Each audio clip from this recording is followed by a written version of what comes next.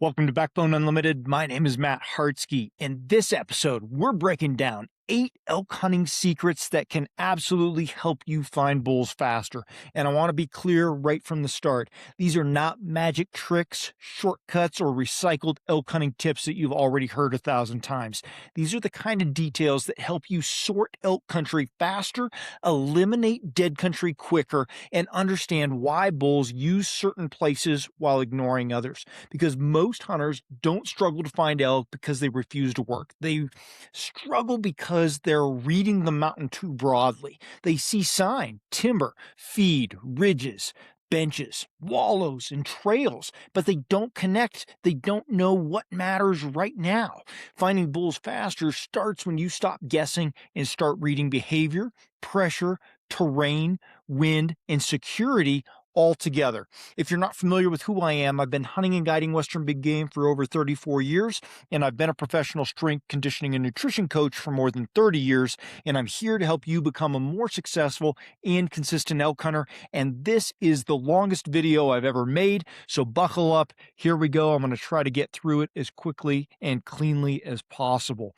Secret number 1, stop looking for elk country and start looking for bull country. The first secret that helps you find bulls faster is this: stop looking for elk country and start looking for that bull country. That might sound like the same thing, but it's not. A lot of elk hunters look at a map or walk into a drainage and say, this looks like elk country. And sometimes they're right. It has timber, it has feed, it has water, it has benches, it has north slopes, it has trails, it has old rubs, it has all the things we associate with elk. But here's the mistake: not all elk country is bull country during daylight. That's where a lot of elk hunters lose time.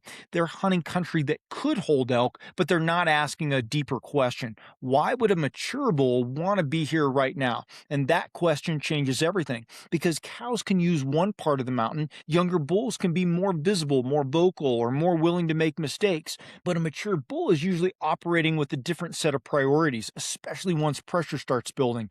A mature bull's not just looking for pretty country. He's looking for security. He's looking for wind advantage. He's looking for cover. He's looking for escape. He is often looking for a place where he can feed, bed, move, or check cows without exposing himself longer than he has to. And that's why some areas look incredible on the surface, but never seem to produce the bull you're looking for. They might hold elk at night. They might hold cows during certain windows. They might get used during the rut. They might have sign from 3 weeks ago, last season, or one storm cycle ago. But if that country does not give a bull a daytime survival advantage, you can waste a lot of time there. When I'm trying to find bulls faster, I'm not just asking, does this place have elk sign? I'm asking, where's the security? Where can a bull bed with the wind in his favor? Where can he move without being skylined? Where can he hear danger coming from? Where can he smell what he can't see? Where can he disappear quickly if he gets pressured? Where can he stay close enough to cows, feed, and water without giving up his advantage? That is bull country. And a lot of times, bull country is not the most obvious country. It might be the ugly pocket below the pretty basin. It might be the dark timber strip below the ridge where everybody else walks the skyline. It might be the steep side hill that looks too annoying to get across. It might be the bench halfway down the drainage that doesn't stand out until you think about wind, shade, bedding, and escape all working together for the bull. It might be the small pocket close to pressure that hunters overlook because they're trying to hike past it to get deeper. The key is learning to separate general elk habitat from the specific places a bull has a reason to use during legal shooting light. That's where you start finding bulls faster, because once you understand what a bull needs, you stop wandering through the entire drainage just hoping to run into elk, and you start narrowing the mountain down. You look at the country and begin eliminating what doesn't stack up. Open feed with no cover nearby may be good at night, but probably weak during the daylight. Water with human tracks all around it may be useful, but not by itself. A meadow covered in old sign, but no fresh tracks, no wind advantage, no security cover for him, probably historical use, not current bull use. A north-facing timber pocket with fresh tracks entering, a bench above a creek, a good escape route, and wind that allows a bull to monitor the drainage below him, now we're cooking. Now you have something worth slowing down for. That doesn't mean a bull's going to be standing there every time. Nothing in elk country works that way, right? There is no always or never. But it does mean you're now hunting a higher probability location instead of just hunting country that looks good to you. And that's the whole point. Finding bulls faster is not always about moving faster, it's about thinking cleaner. It's about making better decisions with the information in front of you. When you start looking for bull country instead of just elk country, you're going to stop being impressed by every rub, every meadow, every trail, and every pinch of timber, right? You're going to start asking whether those pieces actually work together in a way that helps a bull survive. That's a big difference. Elk country is broad. Bull country is very specific. Elk country might make you excited, but bull country should make you slow down. And when you learn to identify that difference, you're going to cut a massive amount of wasted time. Secret number two, the first sign is not always the best sign. That's the second secret that's going to help you find bulls faster, because understanding that first sign that you find is not always the best. This is one of the easiest traps to fall into. You hike into a drainage, you find tracks, you find rubs, you find droppings, maybe you find a wallow, you find a trail cut into the hillside, and right away your brain wants to say, there are elk here. And maybe there are. But that doesn't mean you have found the bull that you want. It does not even mean you have found current daylight use. That's the part a lot of elk hunters miss. Elk sign is simply evidence, but it's not a conclusion. You still have to interpret it. You have to ask how fresh it is. You have to ask what direction it's going. You have to ask what kind of elk likely made it. You have to ask whether it connects bedding, feeding, water, cows, pressure, escape routes, or security cover. Because if you don't ask those questions, sign can actually slow you down. It can make you camp on a place that looked good 2 weeks ago. It can make you keep checking a wallow that every other hunter in the unit knows about. It can make you follow a trail that elk use at night, but almost never during the daylight. It can make you get emotionally attached to a rub line that tells you a bull passed through that country once, but does not tell you where he's living right now. And that's why I don't treat all sign the same. Old sign tells me elk have used the area. Fresh sign tells me elk might be using it right now. Fresh sign in the right terrain tells me I need to slow down now. That's the last part that really matters here, because fresh sign in poor terrain is still not as valuable as fresh sign in the right setup. If I find a single fresh track entering dark north-facing timber with good wind, nearby feed, an escape route, and very little human disturbance, that might tell me more than a whole hillside full of old rubs. That's the kind of sign that matters to me. A lot of hunters get excited by the volume. They want to see a lot of rubs, a lot of tracks, a lot of droppings, a lot of trails, but quantity does not always mean quality. Sometimes heavy sign is historical. Sometimes it's a nighttime use situation. Sometimes it's a cow and calf activity situation. Sometimes it's early season use that changed because pressure increased. Sometimes it's from a period when the wind, weather, feed, and rut activity was all completely different than it is today. So when you find sign, don't just celebrate it. You've got to interrogate it. Look at the tracks.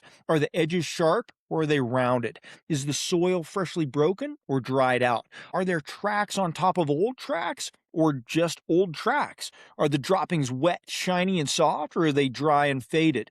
Are rubs bright and wet under the bark, or are they dark, dusty, and weathered? Is the trail being used right now, or does it look like a major trail because elk have used it for years? Then look at where the sign is located. This is where a lot of the answers come from. A fresh track in the open doesn't mean the bull's still nearby, but a fresh track leaving open feed and entering secure cover in the morning might be extremely important. Poop near a bedding bench can tell you more than poop scattered across a meadow. A rub in a random opening is interesting. A fresh rub line that connects bedding cover, a travel pinch point, and cow activity is much more meaningful. A wallow by itself is just a wallow. A wallow tucked near security cover with fresh mud slung on nearby brush, fresh tracks around it, and a trail leading into bedding cover becomes a lot more valuable.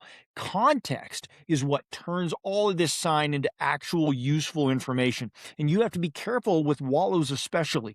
Wallows are one of the biggest traps in elk hunting because they are exciting. They look like elk should be there. They smell like elk. They photograph well. They feel like the place something should happen. But a lot of wallows get hunted to death.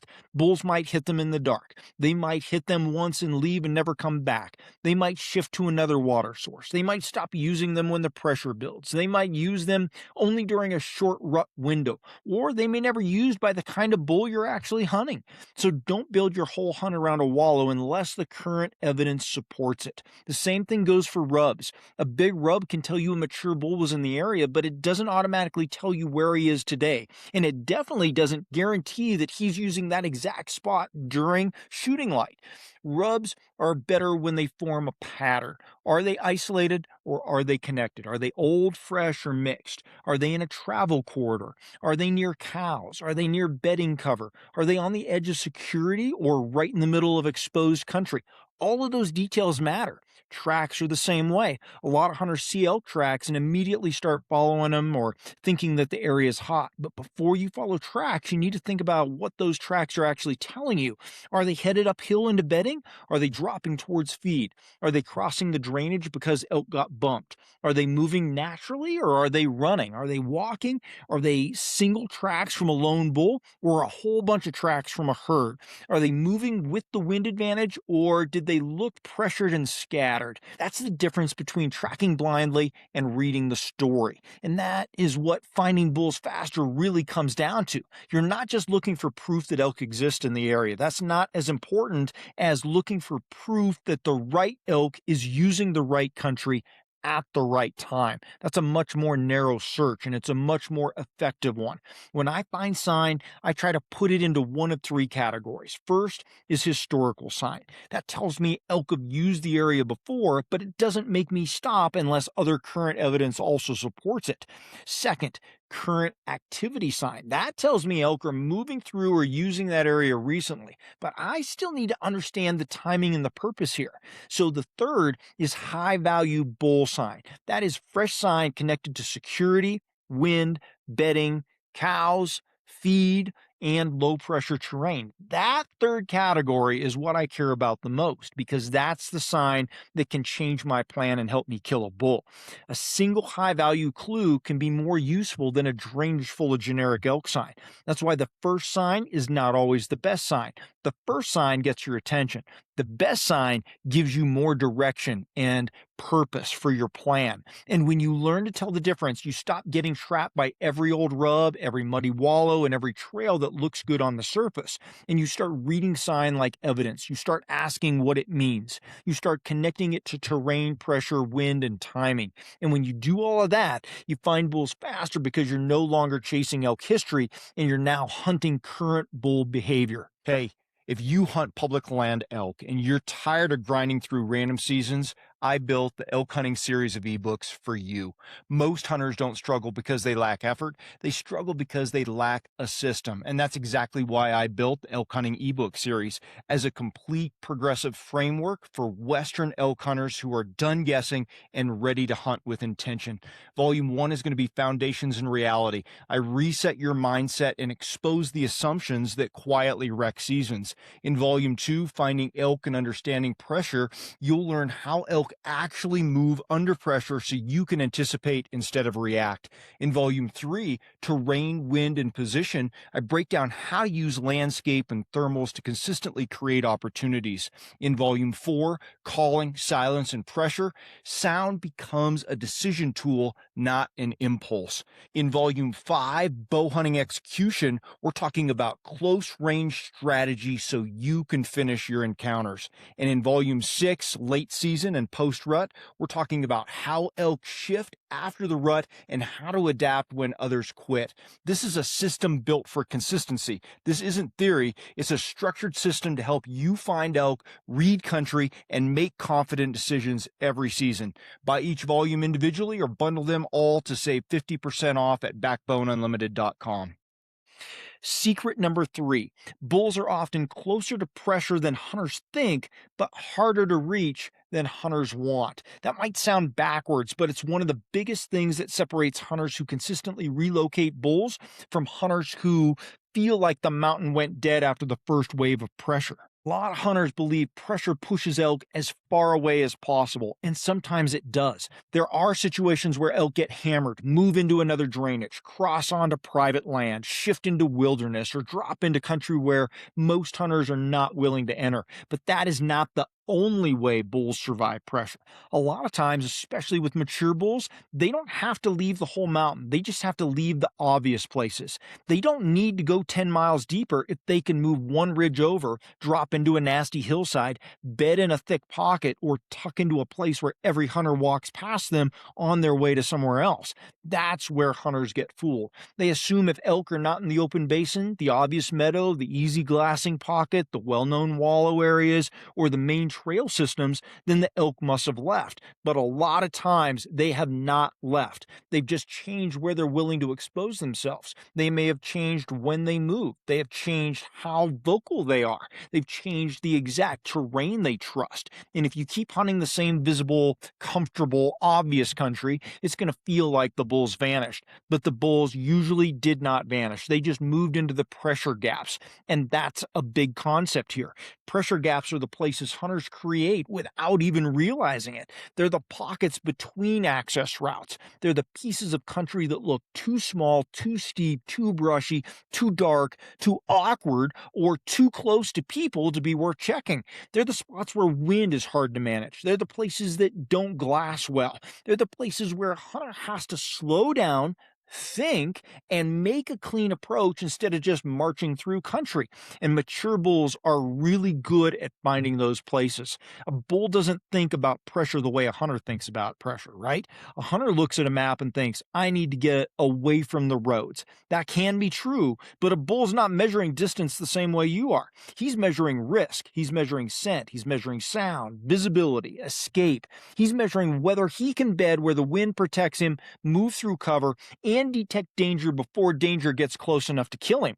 Sometimes that place is deep. Sometimes it's absolutely not. Sometimes the best security is not miles from pressure. It's just inconvenient enough that most hunters ignore it. And that's why I pay really close attention to the country near pressure, not just the country far away from it. If there's a road, trailhead, camp, ATV route, horse trail, ridge system, or obvious access point, I want to know how hunters are likely to move from there. Where do they go first? What basin do they glass? What ridge do they all climb? What trail do they all use? Which saddle do they all cross? What meadow do they all check? What wallow gets hit every morning? Then I ask the next question: where does that pressure leave a hole, a gap? That hole might be a steep timber face below the trail. It might be a bench that sits underneath the main ridge where everybody walks above it. It might be a brushy finger draw that can't be glassed from the normal lookout. It might be a little north-facing pocket tucked between two popular drainages. It might be the head of a nasty creek bottom that nobody wants to crawl through. It might be a strip of dark timber just far enough from the road to feel secure, but close enough that hunters assume nothing would stay there. Those are the places I want to evaluate. Those are my favorite spots. Not because every one of them holds a bull, they absolutely don't, but because they're the places where a mature bull can survive pressure without making a huge move. And a lot of times that matters, because every time a bull makes a major move, he spends a lot of energy. He exposes himself longer. He crosses open country. He risks running into hunters, predators, terrain problems, and other elk. So if he can solve the pressure problem with a smaller move, he might do that first. This is especially important after opening weekend, during the middle of the rut, and any time hunting activity gets predictable. When people start moving through the same country the same way, elk start reacting to patterns. They learn where danger comes from. They hear trucks in the same places. They hear calling from the same ridges. They smell hunters on the same trails. They get bumped from the same basins. And instead of running forever, they often just adjust their pattern. They may bed lower than expected. They might move into thicker cover earlier. They might stop using the open face in daylight.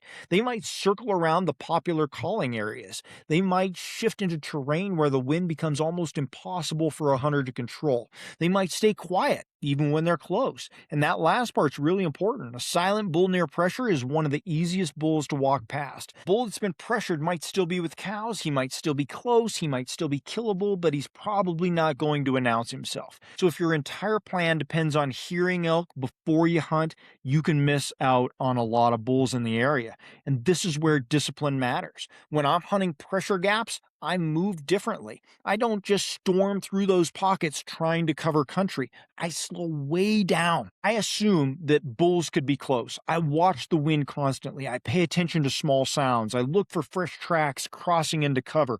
I look for beds, poop, broken branches, rubs, and trails that all connect security cover to feed or cows. I study the terrain before I enter it. I try to avoid doing what every other hunter has already done. Because if the bull is using a pressure gap, he's using it for a reason. He's not there because it's easy. He's there because it gives him an advantage. And if you take that advantage away from him by moving sloppy, blowing wind through the pocket, skylining yourself, or crashing into cover too fast, a lot of times he's just going to be gone. You might only see tracks, or maybe you're going to hear a stick break on his way out. Maybe you might even watch cows blow out below you, or maybe you're going to hunt that area for 3 days and say, there aren't any bulls in here. But the truth might be that your approach failed before you actually got in on him.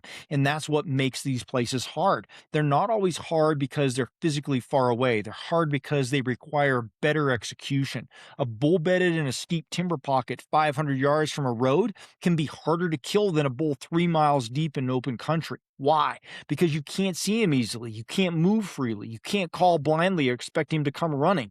You can't let the wind get lazy. You can't depend on distance alone to protect you. You have to earn the setup. And that's why this secret matters so much. If you assume pressure always pushes bulls far away, you're going to spend your hunt chasing distance. If you understand that pressure often pushes bulls into overlooked security, you're going to start hunting a lot smarter. You start looking at the mountain through the bull's eyes. Where can he stay alive? Where can he hear hunters coming from? Where can he smell danger? Where can he bed with cover and escape? Where can he stay close to cows or feed without being exposed? Where are hunters least likely to slow down? Where is the country just ugly enough that most people are going to avoid it? That's where a lot of bulls survive. And sometimes that country's not way back into the wilderness. Sometimes it's right under your nose. I have seen hunters hike miles and miles past elk because they were convinced the animals had to be deeper. They walked right through the transition country. They walked past the timber pockets. They walked above benches that had fresh sign. They ignored the steep, nasty side hill because they had already decided the real elk country was further back. And that mindset can absolutely cost you elk. Distance can help in some situations, but distance is not the secret. Security is the secret. Pressure gaps are the secret. Low risk daylight terrain, that's a great secret. And when you learn to identify those places, you're going to stop measuring your hunt only in miles and start measuring it in probability. That's how you find bulls faster. Not by assuming every elk is 10 miles away. Not by hiking past good country because it's too close to pressure.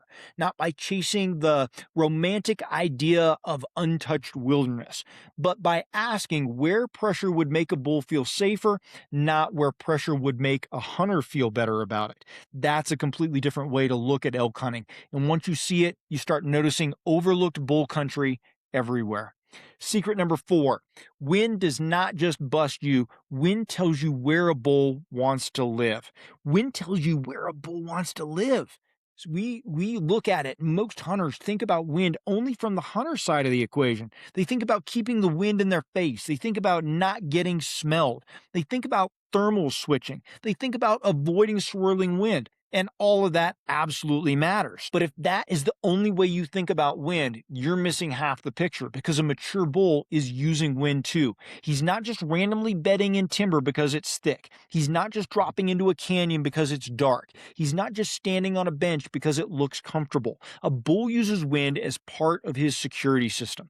That means wind can help you predict where he wants to bed, where he wants to travel, where he feels safe checking cows, and where he's most likely to survive during daylight pressure. That's a big shift. Instead of only asking, how do I keep the wind right for me? Start asking, how is the wind helping him? That question helps you find bulls faster because bulls prefer places where terrain and wind work together. A strong bedding area usually gives a bull more than one advantage. It gives him cover, it gives him shade, it gives him escape, it gives him a view, or at least the ability to hear danger. And many times it gives him the ability to smell what he can't see. And that last part is huge. A bull can bed with the wind coming from one direction while watching or hearing danger from the other direction, and that's a powerful position.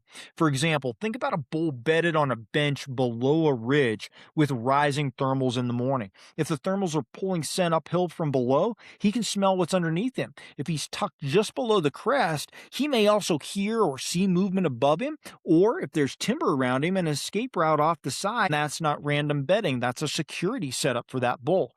Or think about a bull on a north facing slope in dark timber during warm weather. He has shade, he has cooler bedding conditions, he has cover. If the wind or thermals give him a scent advantage from below or across the slope, that spot becomes even more valuable. And that's why simply saying hunt north slopes is not a great piece of advice. You have to understand why a bull would choose one north slope over another or over an east facing slope, for example. One slope might have cover but no escape. Another might have feed but too much human traffic. Another might have perfect bedding cover but unstable wind that makes it nearly impossible for a hunter to enter cleanly.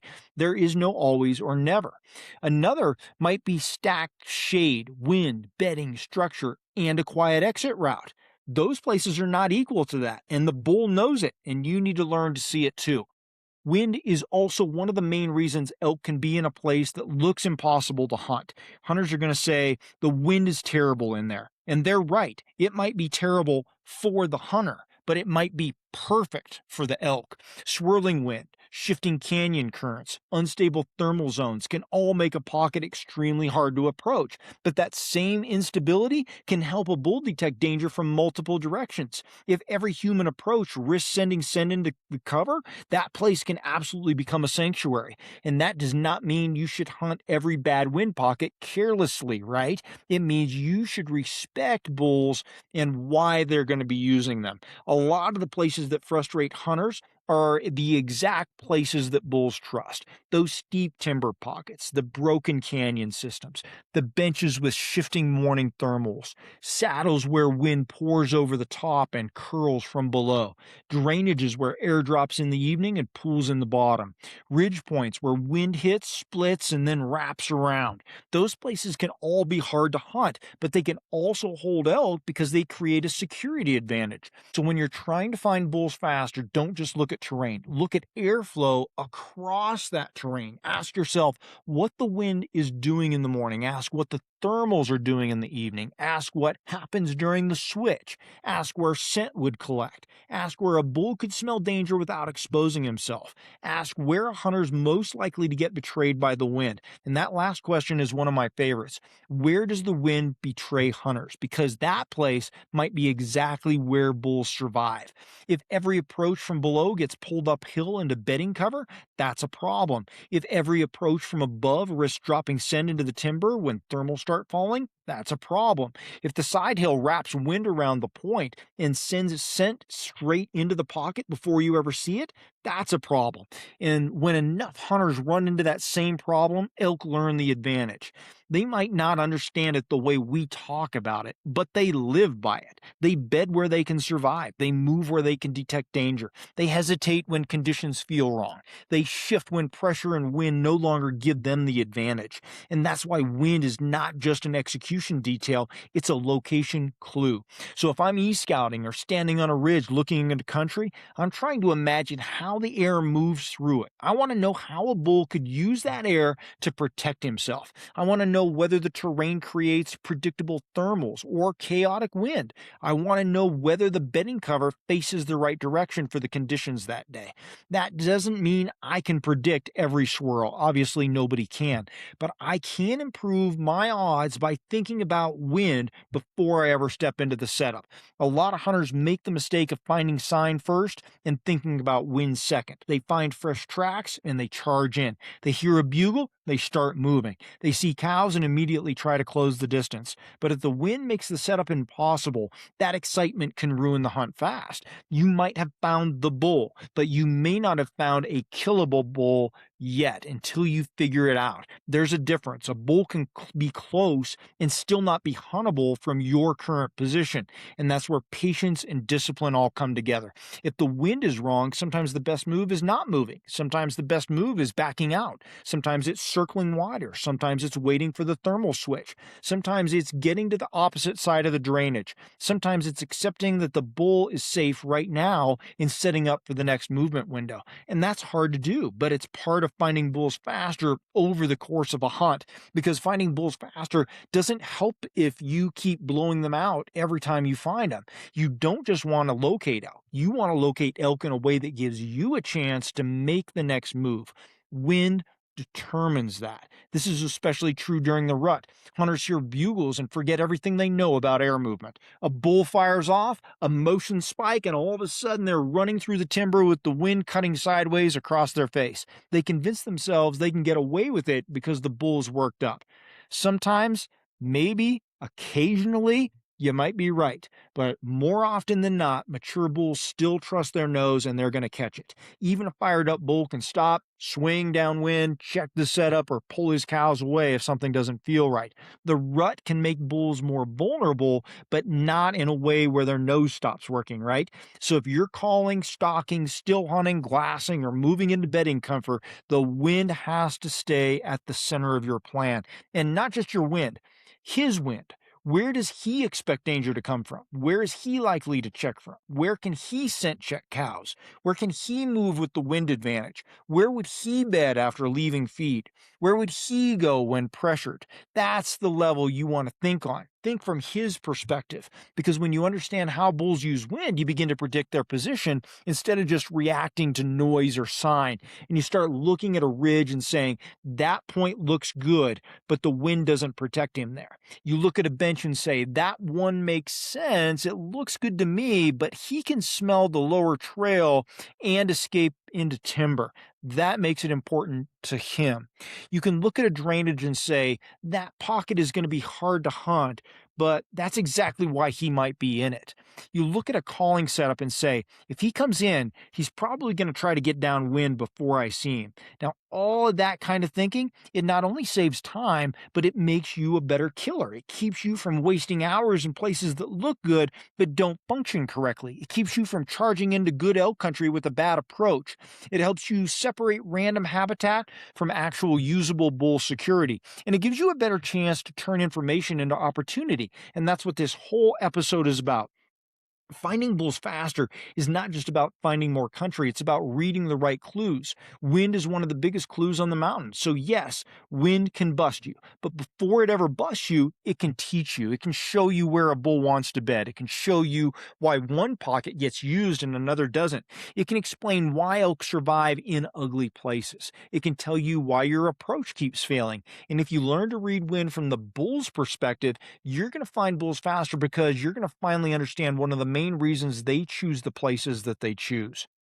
Secret number 5, find the transition zone, not just the feed or the bed. The 5th secret that helps you find bulls faster is learning to focus on that transition zone, not just the feeding areas and not just the bedding areas. And this is one of the most important shifts an elk hunter can make, because most elk hunters think about elk movement in big, obvious categories.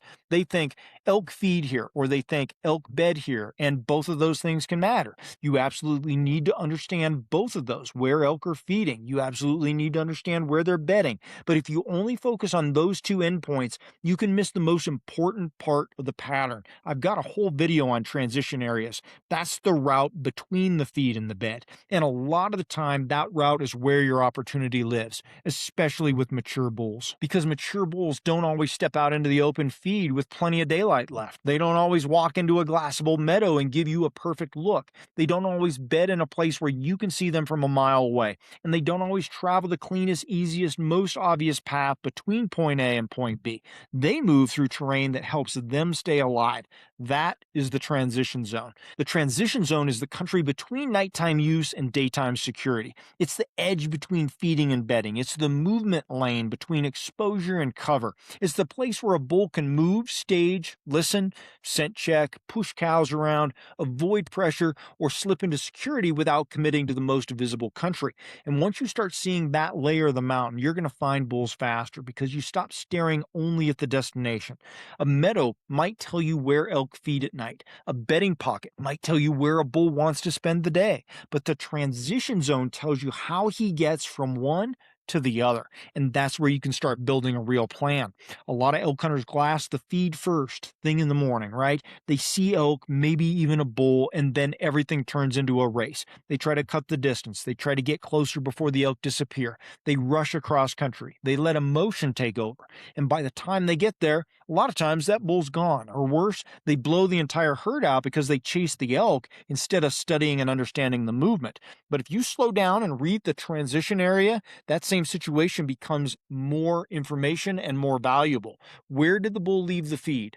Did he go straight into the timber? Did he climb into a bench? Did he side hill into shade? Did he drop into a draw? Did he stay with the cows? Did he lag behind? Did he move above them? Did he swing downwind? Did he stop and stage before entering cover? All of those details matter because elk rarely move through country without a reason.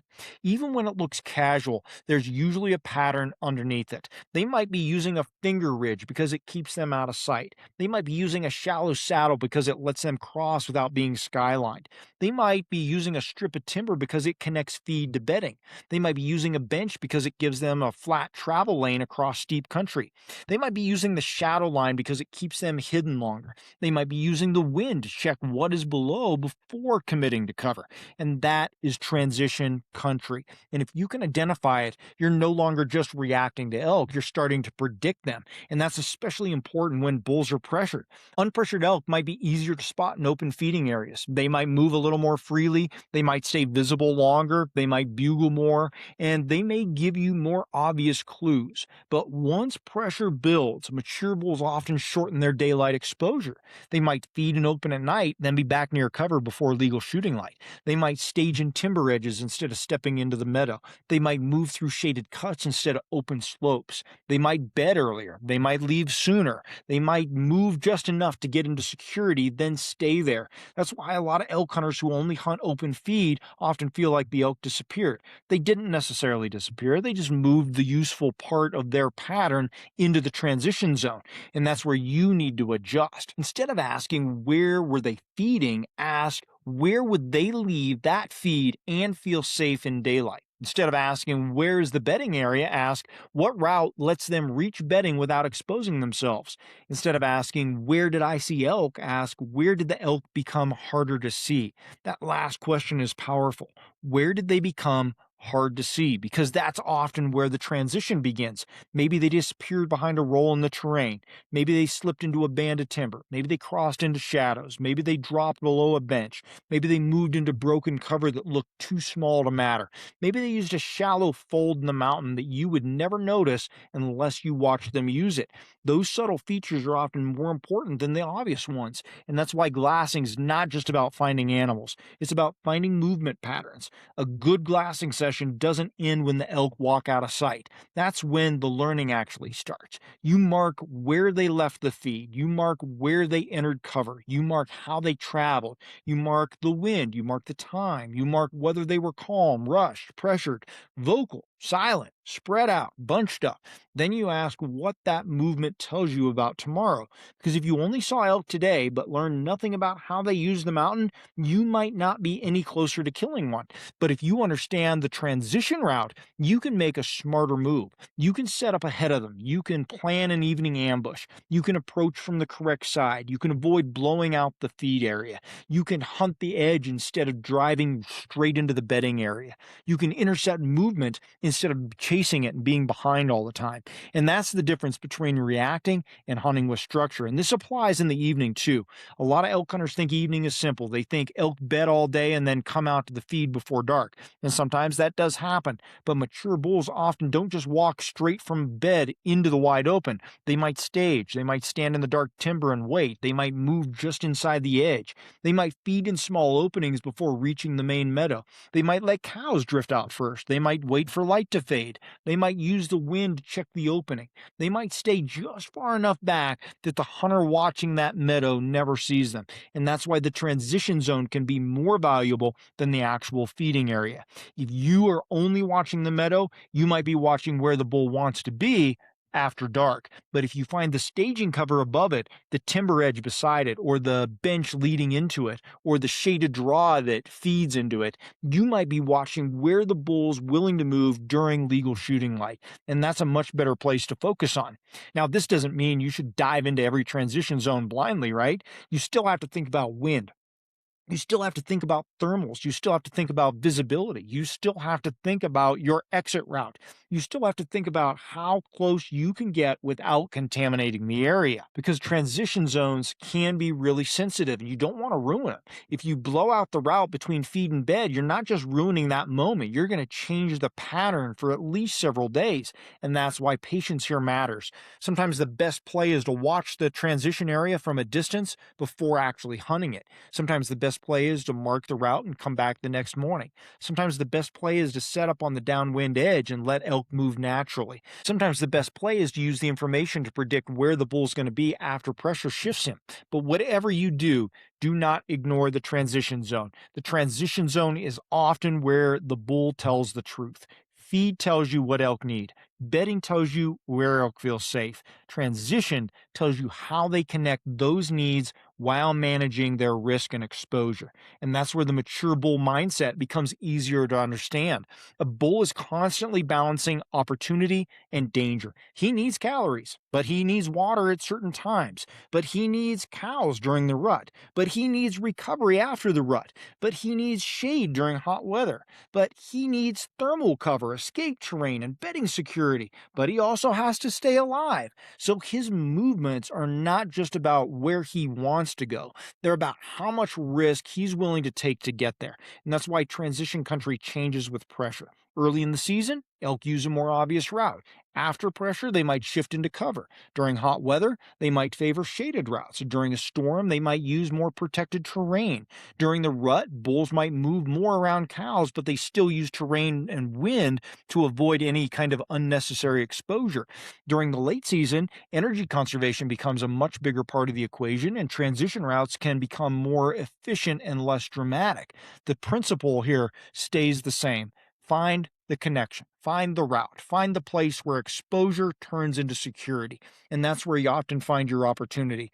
One of the biggest mistakes elk hunters make is treating elk movement like it's a straight linear line, right? They see feed on the side of a drainage and bedding on the other, so they assume elk travel directly between the two. But elk country is rarely that clean. A bull might hook around to use the wind. He might climb higher than expected to stay in cover.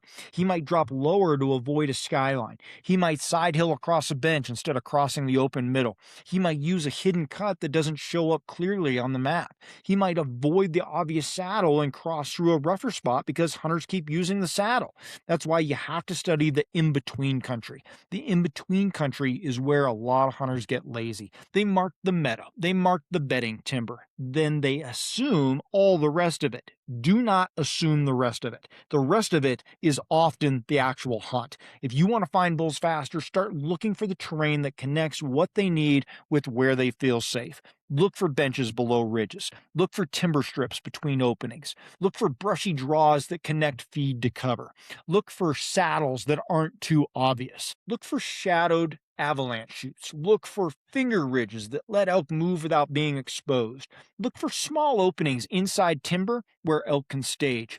Look for edge habitat that gives them food, cover, and an escape route within a short distance. And most importantly, look for the route that makes sense from the bull's perspective, not the route that's easiest for you to walk. That's where a lot of elk hunters get it wrong. They think elk are going to use the same path they would use. They look for the easiest trail, the cleanest saddle, the most open slope, or the most direct route. But mature bulls are not trying to make travel easy for hunters. They're trying to stay alive. So sometimes the best route for the bull is annoying for you. It crosses side hills, it cuts through timber, it drops into a hole, it climbs over a small rise, it stays just below the skyline. It forces you to approach with discipline. And that's why finding the transition zone is such a powerful secret. It forces you to stop thinking in endpoints and start thinking in movement. And when you understand movement, you start finding bulls faster. You don't have to check every meadow. You don't have to dive into every timber patch. You don't have to chase every bugle. You can look at the mountain and ask better questions. Where would a bull move through this country if he wanted to stay alive?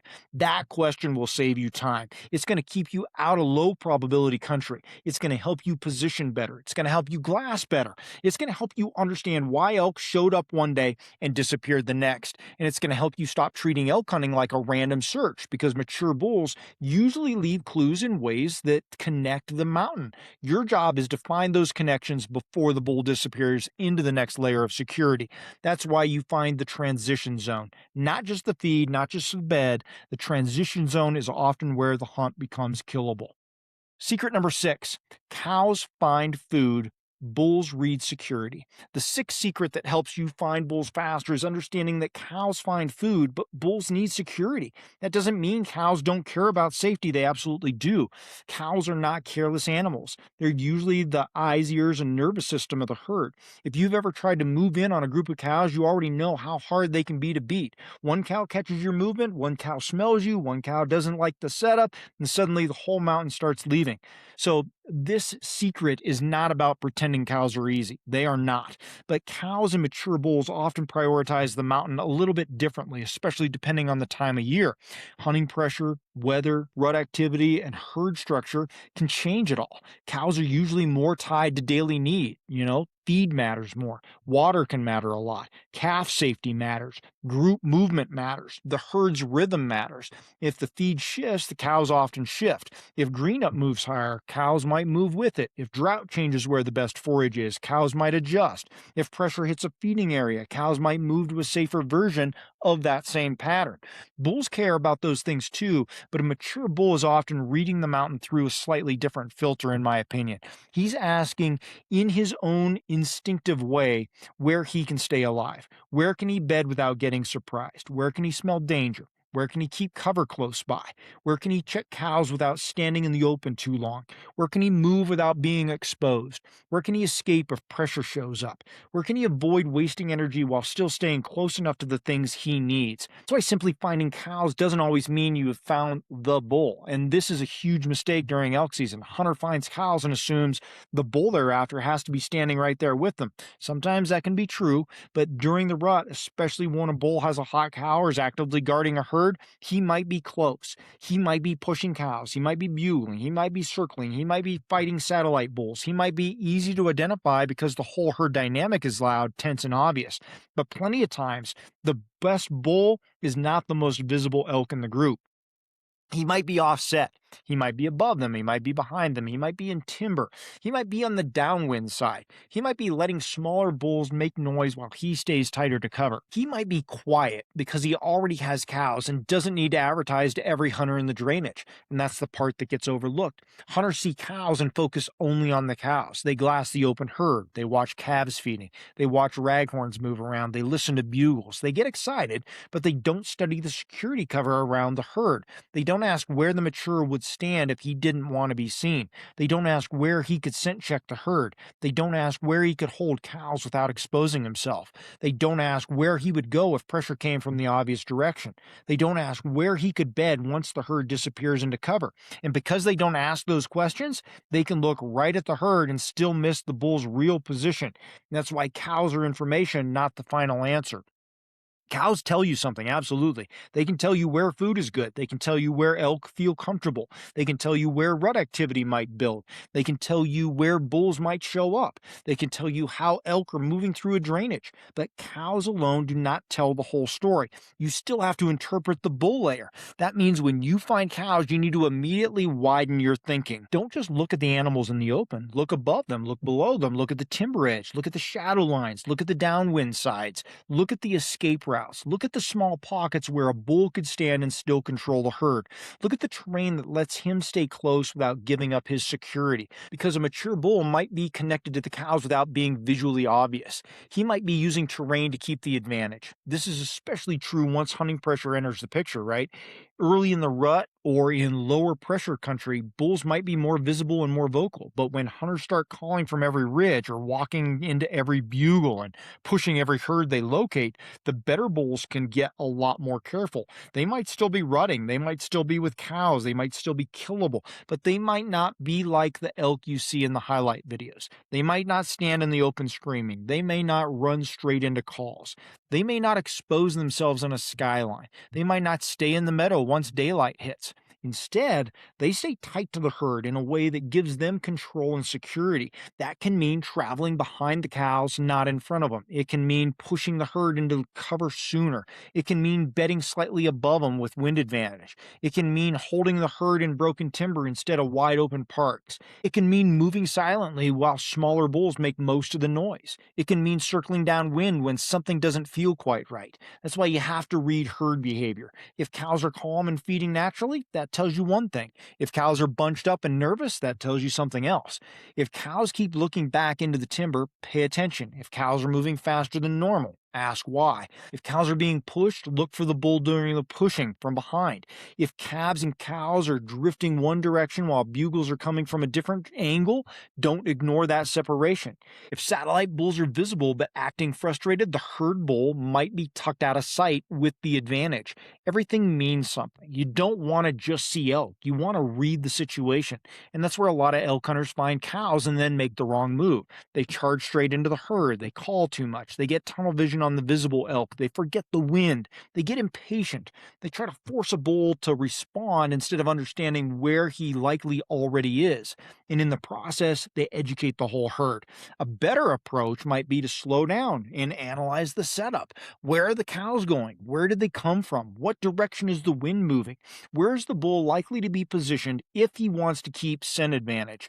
Where is the closest security cover? Where's the best escape route? Where would a hunter naturally approach from? Where would a bull expect danger? Where can I get without blowing the cows out? That last question is critical because if you blow the cows out, you often blow the bull out, right? So a lot of hunters focus so hard on the bull that they forget the cows or the alarm system. You might never get smelled by the bull, but if the cow gets you, the hunt is over. You may never be seen by the herd bull, but if a lead cow catches your movement, everything's gone. So when you're using cows to find bulls, you have to hunt the cows just as carefully as you hunt the bull. That doesn't mean you're trying to kill a cow necessarily. It means you respect what the cows control because they control the herd's confidence. They control much of the movement. They control where the bull has to be if he wants to keep him. They can pull him out of position, right? They can drag him away from your setup. They can ruin your approach. They can also lead you directly to him if you pay attention. During the rut, cows are one of the best clues on the mountain, but only if you understand how bulls relate to them. A bull with cows might not need to come to your call. That's one of the biggest mistakes archery elk hunters make, right? They find a bull with a herd, they call at him, and when he answers and doesn't come in, they think he's unkillable or call shy or not just interested, right? But from his perspective, why would he leave his cows to come fight an invisible bull that sounds suspicious, especially if there's too much distance between him and you? He might respond. He might posture. He might keep tabs on you. He might move his cows away. He might not abandon the thing he already has. So if cows are involved, your setup has to account for herd movement, not just bull emotion. Sometimes the best play is to not call the bull away from his cows. Sometimes the best play is to predict where the cows are going and get ahead of them, ambush, right? Or be able to set up and call them in easier. Sometimes it's to use subtle calling to create curiosity or pressure without blowing the herd out.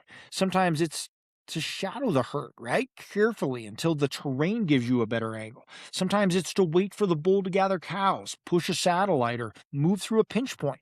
Sometimes it's to use cow movement against him instead of trying to drag him away from what he wants most. And that's a more mature way to hunt rutting bulls. You're not just trying to make noise, right? You're trying to understand the herd dynamic. Now, outside the peak rut, this secret changes slightly. The rut, bulls may be separate from cows. They might be in bachelor groups or alone. They might prioritize feed quality, cool bedding, water, low pressure security. And if you find cows in early season, that can tell you where good feed is, but it may not tell you where the mature bulls are living right now. The bulls might be higher. They might be deeper in timber. They might be using more secluded basins. They might be closer to water, but further from visible cow groups. They might be conserving energy and avoiding unnecessary exposure before the rut heats up. After the rut, the relationship changes again, right? Bulls are beat up.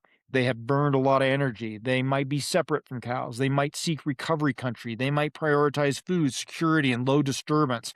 They might become less vocal and less visible. They might move into rougher or quieter pockets where they can rebuild strength and avoid pressure.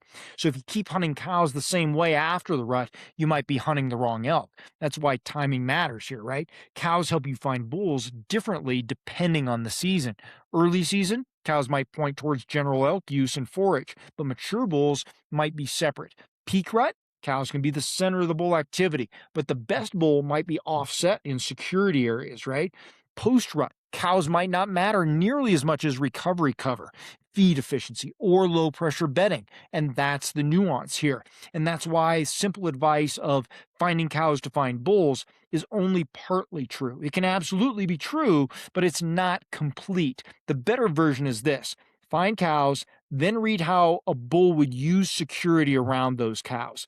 That's the secret, because cows can reveal the food pattern, the rut pattern, and the movement rhythm, but the bull's exact position is often determined by security. If you can combine those two things, you're going to become much more dangerous. You can find cows feeding in a basin, but instead of staring only at the basin, you study the timbered bench above them.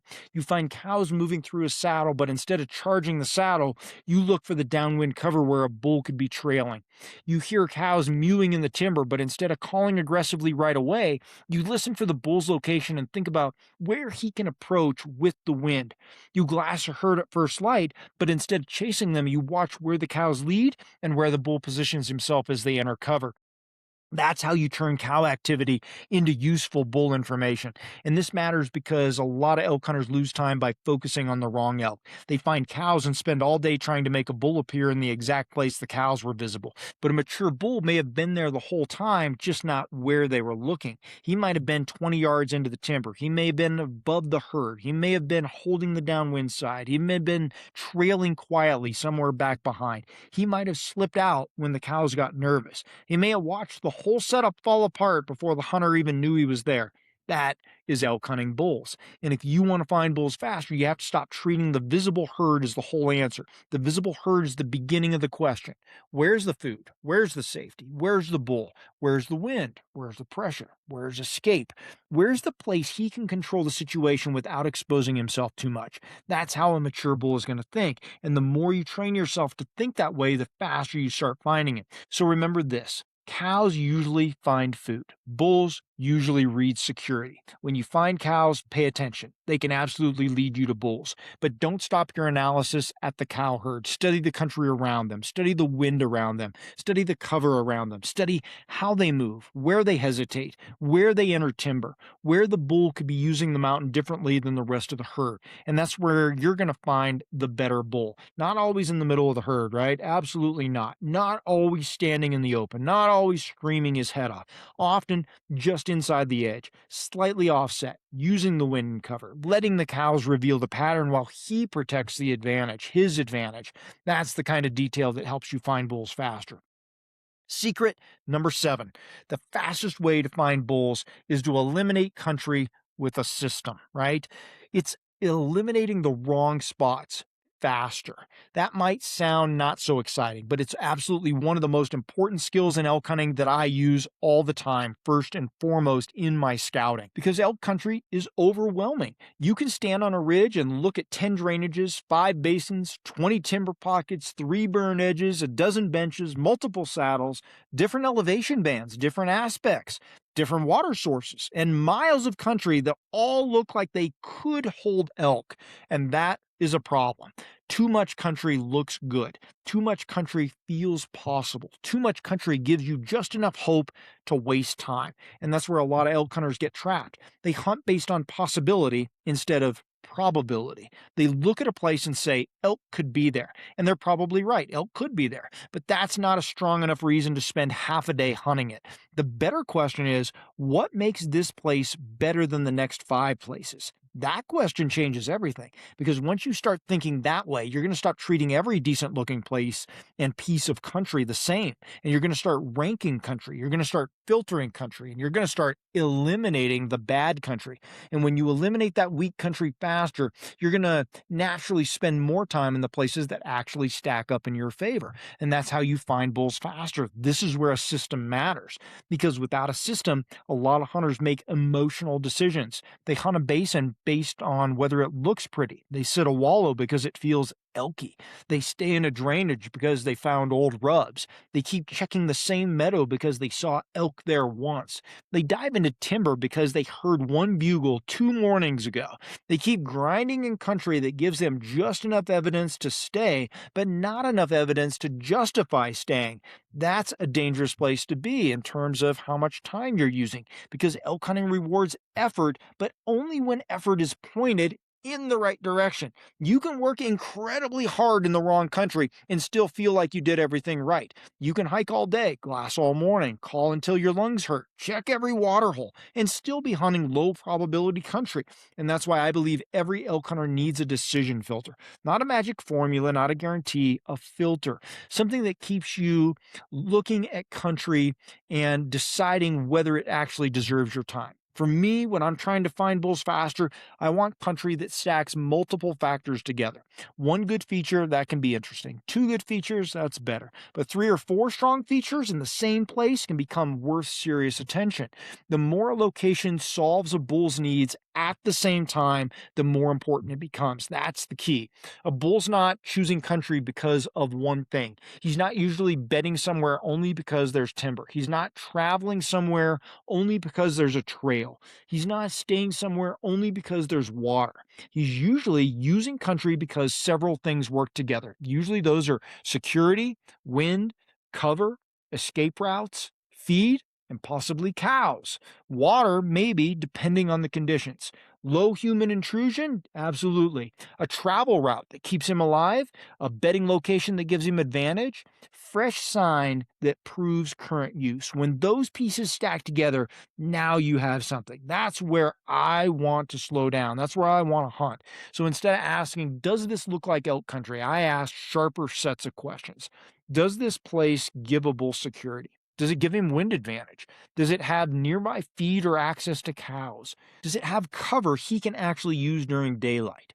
Does it have an escape route? Does it keep him out of the obvious hunter flow? Does the terrain allow him to move without being exposed? Is there fresh sign that supports current use? Does the timing make sense for the season I'm hunting? Does the pressure pattern make this place better or worse? Those questions help me eliminate country really fast. And sometimes eliminating country is just as valuable or more valuable as finding elk country. For instance, if a meadow has feed but no nearby security, I might not ignore it completely, but I'm probably not building a hunt around it during daylight. If a water source has elk sign but hunter tracks all around it, I need to be honest about what that means.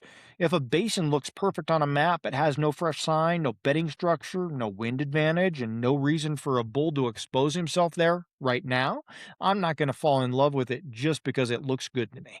If a timber patch has cover but no practical feed nearby, no transition route, no fresh evidence of use, it may be a place elk could use, but not necessarily where I need to spend my best hours. And that's the difference between hunting hopes and hunting actual evidence. A system is going to force you to be honest, and that matters because elk hunting can really mess with your head and your emotions, right? You hike into a place with confidence. You expect elk to be there. You spent a lot of time scouting it. You marked it. You told yourself it was going to be good. Maybe you even planned your whole morning around it. Then you get there and the evidence is weak. And this is where a lot of elk hunters make mistakes. They stay because they want the spot to be good. They stay because leaving feels like admitting they were wrong. They stay because they already spent energy getting there. They stay because the country looks too good to walk away from. Ego. Men don't have egos, right? But elk don't care about your ego. They don't care about how much you like the spot on your map. The mountain gives you feedback, and your job is to listen. You got to swallow that ego. You got to crush it, right? If the sign is stable, the wind is wrong, the pressure's high, the cover doesn't function, and nothing about the setup points to current bull use, you've got to be willing to move. And that doesn't mean you panic. It doesn't mean you become a bouncer and you just move around randomly. It does mean you adjust based on evidence. And there's a big difference.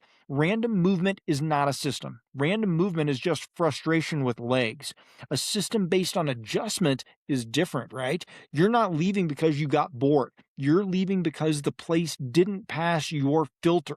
That's a disciplined move. And discipline is one of the biggest secrets to finding bulls faster there is, because a lot of elk hunters do the opposite. They either stay too long in weak country or they move too fast through strong country. Both mistakes cost elk every year. A lot of times they stay too long when the evidence is poor because they're emotionally attached. Then they finally get frustrated and blow through the next drainage too fast, even though that one has better clues, and that's backwards. You want to move quickly through weak evidence and slow down around strong evidence. And that sounds simple, but it's not easy when you're tired, frustrated, and trying to make something happen. So let me give you a more practical way to think about it. When you enter a new area, don't ask whether elk could be there. Assume elk could be there. Then ask whether the area gives you enough reason to invest more time. Start with security. Where can a bull stay alive during daylight? If I can't identify security, the spot drops way down on my list immediately. Then look at the wind. How does the wind or thermal pattern help the bull? Can he smell what he can't see? Can he bed with wind advantage? Can he move through the area with confidence? If the wind doesn't help the elk and doesn't allow me a workable approach, I have to be cautious with whether I stay. Then look at feed or cows. What is pulling elk into this area? Is there quality feed? Are there cows? Is there a rut reason for a bull to be here? Is there post-rut recovery feed? Is there a seasonal reason for this area, why it should matter right now? Then look at escape. If pressure hits, where does the bull go? Can he drop into timber? Can he side hill into a nasty pocket? Can he cross into a new drainage? Can he disappear without crossing wide open country and exposing himself? A place with no escape might look good, but it might not be where a mature bull wants to spend daylight. Then look at human intrusion. How do hunters enter this country? Where do most of them walk? Where do they glass? Where do they call from? Where do they park? Where do they ride? Where does pressure concentrate? And where does it leave a gap for you? That question alone can save you days. Then you look at current sign, not just sign, current sign, right? Fresh tracks, droppings, fresh rubs, fresh beds, fresh smell, fresh movement, fresh vocal activity, fresh evidence that lines up with the terrain and timing. That's the difference. Fresh sign in a bad setup can still be confusing, but fresh sign in a high probability setup is a reason to slow down, and that's where your filter starts working. You're not just collecting clues, you're weighing them. A spot with one weak clue might not deserve much time. A spot with multiple clues deserves more. A north-facing timber bench with fresh bull tracks nearby cows, a quiet approach route from the side, a wind advantage, an escape cover is not the same as a random meadow with old droppings. They're both elk sign. They are not equal, right? And that's one of the biggest lessons in this whole episode. Not all good-looking country is equal. Not all sign is equal. Not all bugles are equal. Not all water is equal. Not all bedding cover is equal. Not all pressure is equal. Not all hunters are equal.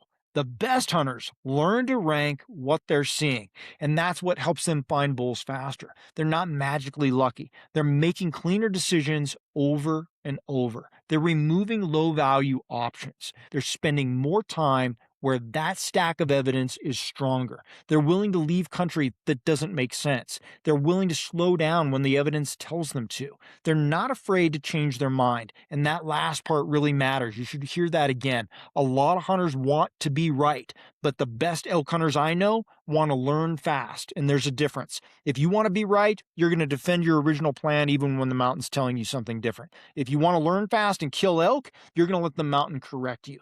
You might say, I thought this drainage would be better, but the sign is old, the feed is dried out, the wind is wrong, and there are boot tracks everywhere. I'm moving. Or you're going to say, I didn't expect this little pocket to matter, but it has fresh tracks entering cover. The wind makes sense, and nobody's touching it. I'm slowing down and hunting it. That's how you become more efficient. Efficiency doesn't mean rushing. Efficiency means matching your speed to the quality of the elk evidence. Weak evidence gets less time. Strong evidence gets more time. That's the system. Pretty simple. And you can use it before the hunt even starts. When you're e-scouting, don't just mark every meadow, water source, saddle, and bench. Rank them. Which ones stack the most factors and evidence? Which ones have security close to feed? Which ones have a realistic approach? Which ones sit outside the obvious pressure? Which ones connect bedding to movement? Which ones have escape terrain? Which ones are likely to matter in the season you're hunting? Which ones would still function after pressure hits? That last one's important. A spot that only works before pressure might not be worth relying on after opening weekend. A spot that still offers security, wind advantage, and escape after pressure hits might become more valuable as the season goes on. And that's why your system has to account for timing. Early season bulls might be more tied to cool bedding or feed quality, water in dry country, and low disturbance bachelor patterns. Rut bulls might be tied more to cows, herd security, travel routes, and terrain that lets them keep control without overexposing themselves. Post rut bulls might shift towards the recovery ground, lower risk feeding areas, bedding security, and reduced movement. Late season elk might prioritize energy conservation, weather protection, south facing feed in certain conditions, or migration related movement depending on the area. So the filter stays the same, but the weight of each factor changes. That's the nuance. You're not using one rigid checklist for every single hunt. You're using a decision system that helps you clearly rank them, right? Security matters all year, all season. Wind matters all season. Pressure matters all season.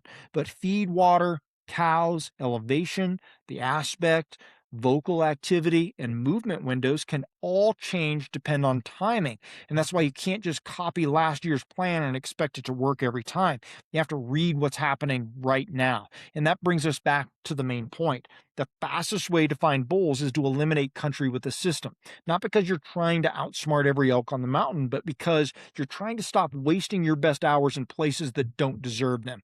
Morning and evening windows are too valuable to spend casually. Prime thermals are too valuable to waste. Fresh tracks are too valuable to ignore. Good wind is too valuable to take for granted. Your energy is too valuable to burn in low probability country. So be honest. When a spot doesn't stack up, move. When a spot does stack up, slow down. When the evidence is weak, don't force it. When the evidence is strong, don't blow through it. That's how you hunt with more discipline. That's how you make better decisions. And that's how you find bulls faster because the mountain is always giving you information. The question is whether you have a system clear enough to use it. And last but not least, secret number 8, bulls do not vanish. They change their risk tolerance. This 8th secret is going to help you find bulls faster by understanding that bulls do not vanish because I hear that a lot. You have to understand that they change their risk tolerance. And that's one of the most important ideas in elk hunting because every season hunters tell me the same thing. They were here yesterday. The unit went dead. The elk disappeared. The bulls shut up. They must have gone to private land. They must have left the drainage. They must have dropped elevation. They must have moved into the wilderness. And sometimes, yes, I will agree, that can absolutely be true. Elk can absolutely move. They can shift drainages. They can move onto private. They can leave a basin. They can climb higher. They can drop lower. They can change elevation bands. They can make a major move when pressure, weather, wolves, feed, fire, drought, or disturbance changes the equation.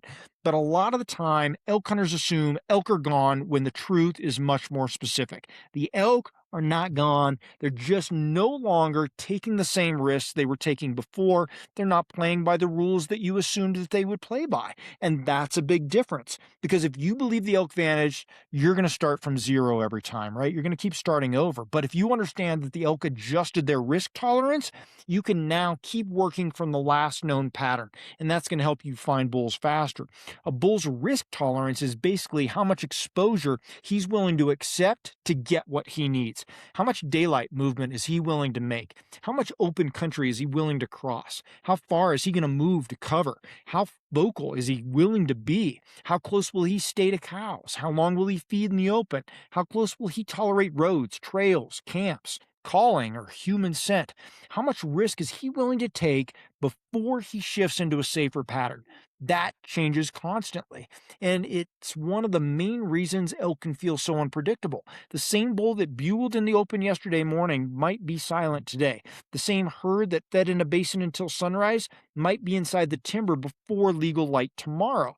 The same wallow that had fresh tracks 2 days ago might go cold after 3 hunters check in the same afternoon. The same drainage that felt alive on opening morning might feel empty by the third day.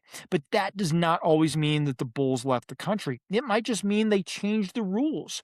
They shortened their movement window. They moved closer to cover. They stopped using the obvious trail. They shifted from open parks to timber edges. They quit bugling from exposed locations. They started bedding earlier. They moved one fold deeper into the drainage. They dropped into a bench that can't be glassed from the obvious points. They started moving after dark. They moved with cows into a more secure pocket. They became harder to find because they lowered their risk. And if you keep hunting them like nothing changed, you're going to fall behind fast. And that's why this secret matters.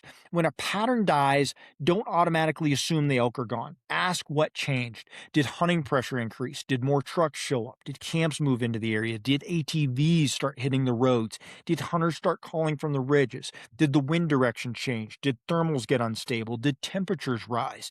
Did a storm move in? Did the cows shift? Did feed quality change? Did the elk get bumped? Did a predator move through? Did the bulls simply stop talking because they had already been pressured? Those questions all keep you from reacting emotionally, and they help you diagnose the change that actually happened. And that's what good elk hunters do. They don't just say the elk disappeared. They ask, what did the elk stop being willing to do? That's a powerful question. Maybe they stopped being willing to feed in the open after daylight. Maybe they stopped being willing to bugle from the ridge. Maybe they stopped being willing to use the main saddle. Maybe they stopped being willing to cross the visible park. Maybe they stopped being willing to come to calls. Maybe they stopped being willing to bed in the obvious timber pocket because hunters kept blowing wind into it. Maybe they stopped being willing to move through the drainage bottom because human scent collected there every morning. Once you identify what changed, you can adjust without completely starting over. And that's how experienced guys stay in the hunt. Let's say you glassed a bull feeding with cows in an open basin at first light. The next morning, you go back to the same glassing point, nothing shows up. A lot of hunters immediately assume the elk left. But before you make that conclusion, think through the risk tolerance shift. Maybe they fed there again, but left earlier. Maybe they dropped into the timber before you had enough light to see them. Maybe they're still using the same feed at night, but staging in a different edge before daylight. Maybe the bull is still with the cows, but now he's 20 yards inside the timber instead of standing in the open. Maybe pressure from another hunter pushed them across the face into a parallel drainage. Maybe the wind changed and they chose a bedding route that gave them a better scent advantage. If you assume they're gone, you're going to abandon the whole pattern. But if you assume they just adjusted, you're going to start looking at the next layer of pattern. Where is the closest security cover? Where would they go if they wanted to leave that basin earlier? What route gives them wind advantage? Where can they feed without stepping all the way into the open? What timber edge lets them stage before dark or after daylight? Where would that bull stand if he wanted to stay connected to the cows without being visible? Now you're still hunting the pattern, but at a deeper level. That's a big difference. Or think about calling. A bull might bugle hard one morning and go silent the next. A lot of hunters hear silence and assume he's gone. Sometimes silence can absolutely just mean pressure. Sometimes it means he has cows. Sometimes it means he got called to by 3 different hunters and doesn't trust setups like that anymore. Sometimes it means he moved into thicker cover. Sometimes it means he's just in a bad mood. Sometimes it means he's not willing to reveal his exact position. If you only hunt bugles, your hunt is over when the bull quits talking. But if you understand risk tolerance, you're going to keep hunting the bull's needs. Where did he go quiet? What cover was nearby that he needs? Where were the cows? What was the wind doing? What route would he use to leave without exposing himself? Where could he listen from? Where could he scent check from? Where could he hold cows and avoid pressure? That's how you keep thinking instead of just reacting. This becomes even more important after the first few days of pressure. Early in a hunt, elk might make mistakes. They might use obvious feed longer. They might respond to calls better. They might travel more naturally. They might be more visible because they haven't been pushed yet. But once pressure builds, the daylight pattern can compress. That means elk might still be in the same general country, but they reduce the amount of time they're actually vulnerable. They move earlier, they move later, they use thicker cover, they travel in the shadows, they bed closer to escape, they avoid the obvious trails, they become more suspicious of calling. They might still be doing all the same things, but they do them with less exposure, and that's why you have to adjust your search. If you found bulls in the open and now they're gone, move your attention to the edges. If you found bulls bugling from ridges and now they're quiet, move your attention to bedding cover, cow groups, and downwind security positions. If you found tracks on the main trail and now that trail is dead, look for the rougher parallel route. If the wallow went cold, ask whether pressure forced the bull to water at night or use a less obvious water source. If elk were feeding high and a weather shift changed conditions, ask whether they moved to more protected feed, better bedding, or just a different aspect. The mistake is thinking every change means a full reset, and sometimes it does, but a lot of times it just means the elk only shifted one layer deeper into cover, or one layer deeper into security, or one layer deeper into lower visibility, or one layer deeper into a pattern that makes hunters work harder. And that's where mature bulls live when pressure starts to stack up, right? They're not always miles away. They're often just one adjustment ahead of the average hunter. And if you want to find them faster, you need to make the next adjustment too. One of the best ways to do that is to work backwards from the last reliable information. So, not the last hope, right? The last reliable information. Where did you actually see elk? Where did you hear a real bugle? Where did you find fresh tracks? Where did the tracks enter cover? Where were the cows? Where did the wind favor the elk? Where did the pressure come from? Where would the bull go if he wanted to reduce risk without abandoning the area? That last question is key. Where would he go if he wanted to reduce his risk without abandoning the area? Because elk are efficient animals. They don't always make giant moves unless they have to. A bull that has feed, cows, water, security, and escape in one drainage might not leave the entire drainage just because one hunter walked through the meadow. He might simply stop using the meadow in daylight, or he might move to the timber edge, or he might bed on a different bench, or he might travel a rougher route, or he might push cows into thicker cover. He might quit answering calls. Those are risk adjustments for him. And if you recognize those, you can stay closer to the bull. If you miss them, you're just going to start wandering and starting over again. And this is also why you have to pay attention to your own impact. Hunters often talk about pressure like it comes from everybody else. Other hunters blew them out. Other camps moved in. Other guys were calling too much. Other people ruined the basin. Sometimes they probably did.